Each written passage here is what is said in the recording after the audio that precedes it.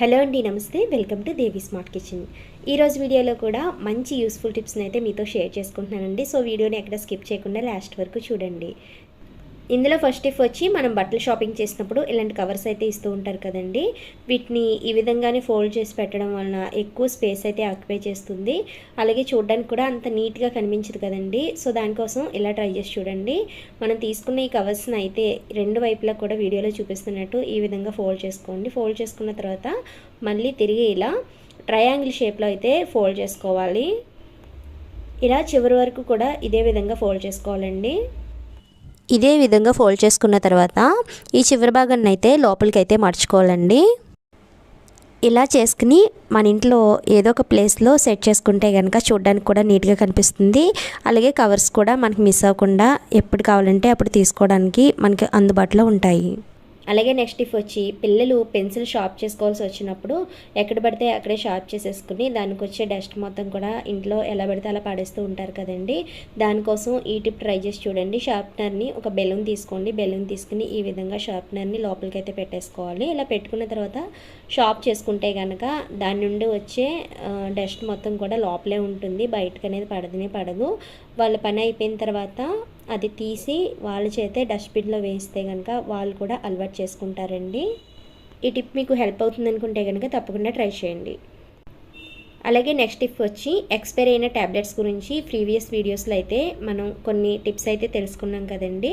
అలాగే ఇప్పుడు కూడా ఈ ట్యాబ్లెట్స్తో ఒక టిప్ అయితే చెప్పబోతున్నాను. ఈ ట్యాబ్లెట్స్ని అయితే నేను ఇక్కడ 3 వరకు తీసుకున్నానండి. వీటిని ఇప్పుడు మెత్తని పౌడర్ లాగా చేసుకుంటున్నాను. ఇలా దంచుకున్న ఈ పౌడర్ని అయితే ఒక గ్లాస్లో వేసుకుని ఇప్పుడు ఇందులోకి కొద్దిగా వాటర్ని అయితే వేసుకుంటున్నాను. నార్మల్ వాటర్ని వేసుకుంటున్నానండి. ఇప్పుడు ఈ ట్యాబ్లెట్ పౌడర్ మొత్తం కూడా కలిసేటట్టు ఒక స్పూన్తో బాగా మిక్స్ చేసుకోవాలి. ఈ టిప్ దేనికోసం అంటే, మనం బాత్రూమ్ని ఎంతలా వాష్ చేసినా కానీ అందులో బ్యాక్టీరియా మాత్రం ఉంటూనే ఉంటుందండి. ఇప్పుడు ఇలా ప్రిపేర్ చేసుకున్న ఈ ట్యాబ్లెట్ వాటర్ని అయితే బాత్రూంలో వేసేసుకుని ఇలా బ్రష్తో ఒకసారి వాష్ చేసుకుని ఈ విధంగా చేసుకుంటే కనుక బాత్రూమ్ అనేది చాలా నీట్గా ఉంటుంది. అలాగే బ్యాక్టీరియా, ఫంగస్ లాంటివి దరి చేరకుండా ఉంటాయి. ఇందులోంచి వచ్చే బ్యాడ్ స్మెల్స్ అన్నీ కూడా రిమూవ్ అవుతాయి. ఈ ఎక్స్పైర్ అయిపోయిన ట్యాబ్లెట్స్ వాటర్తో మనం డైలీ కాకపోయినా వీక్లీ ట్వైస్ అయినా క్లీన్ చేసుకుంటే కనుక బాత్రూమ్ అనేది మనకి చాలా నీట్గా ఉంటుందండి. అలాగే ఉజాలని మనం వైట్ బట్టల్ని ఇంకా కొత్త దానిలో కనిపించడం కోసం వాడుతూ ఉంటాం కదండి. ఇక్కడ నేను బాత్రూంలో ఈ విధంగా కొద్దిగా ఫ్యూ డ్రాప్స్ అయితే వేసుకుని ఈ విధంగా బ్రష్తో క్లీన్ చేసేసుకుని వాటర్ పోసుకుని వాష్ చేసేసుకుంటే కనుక మనకి బాత్రూమ్ అనేది చాలా నీట్గా కనిపిస్తుంది.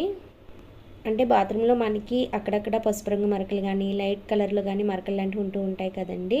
అలాంటి మరకలన్నీ కూడా ఈ విధంగా క్లీన్ చేసుకోవడం వలన చాలా బాగుంటుంది, చాలా కొత్త దానిలా కనిపిస్తుంది అన్నమాట. తప్పకుండా ట్రై చేయండి.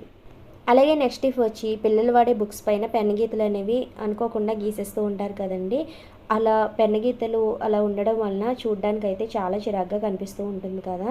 ఇక్కడ దీనికోసం అయితే ఈ టిప్ ట్రై చేసి చూడండి. ఇక్కడ నేను పెన్తో మళ్ళీ మీకు రాసి చూపిస్తున్నాను. ఇవి చాలా ఈజీగా రిమూవ్ అయిపోతాయి.